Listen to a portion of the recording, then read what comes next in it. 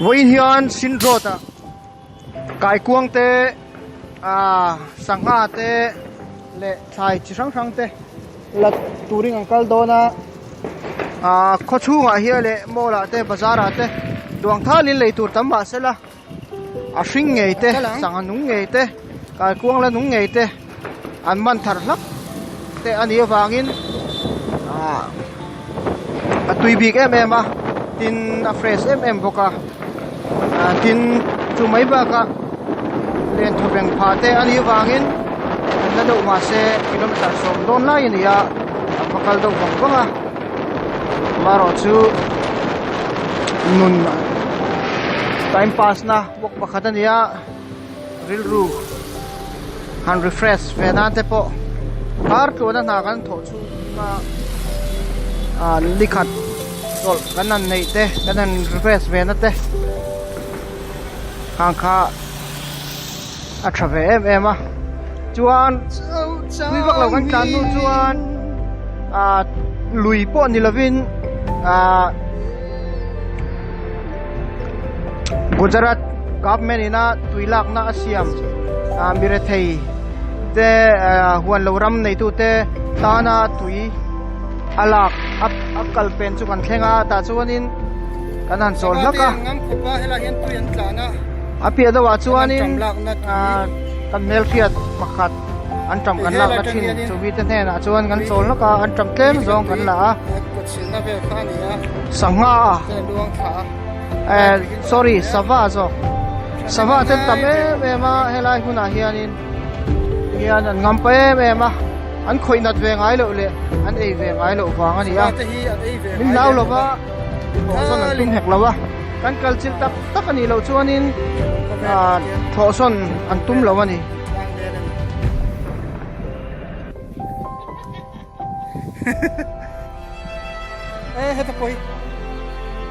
heta point tam khop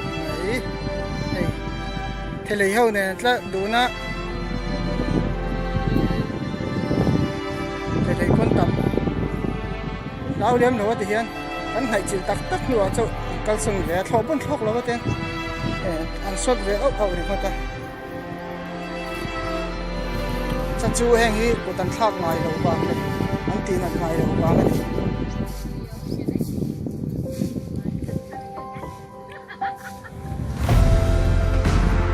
apia do nu chu apia do wa kan phei le a sangha zo namun kan thenga hei longin len ten denga koi ten chia chen chu len khang te poni boka amuna hian an zur nga la nong chip nga la hei lui luang ania mahi river ania vedio ma salam te lo en tan chuanin ke lui hi atar lam kal na te po vedio khanin alang nual to kha athang loka khuanin dem oma tulai mun po chu chen nan te mi inti hlim nan tam takan manga mun nuam ve tak pakhat chu ni helai mun a kaikuang te chakai te sangha te fresh tak takin ala oma anung lai ngei om boka anung to lo te po leitur om boka tle mina lian do ho hi anunga da har sa ve do ka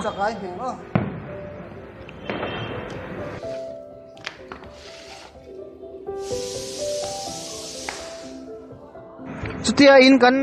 hong nu chuan chakai te kan hona kaikuang te sangha te po kan hon nuala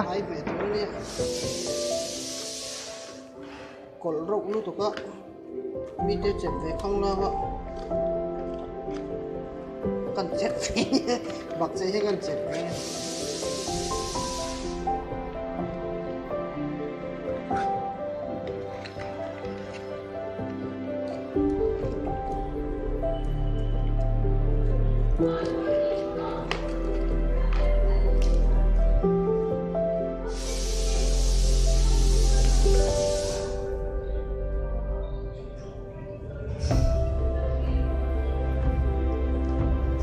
kaikuang te kan ba mana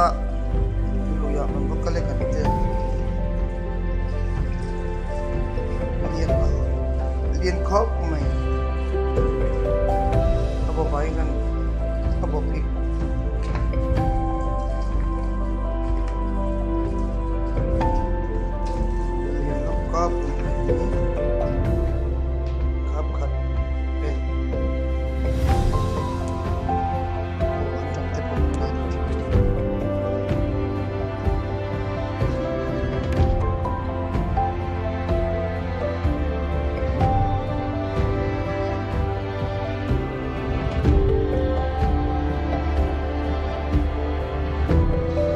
tu na hian chakai le samzo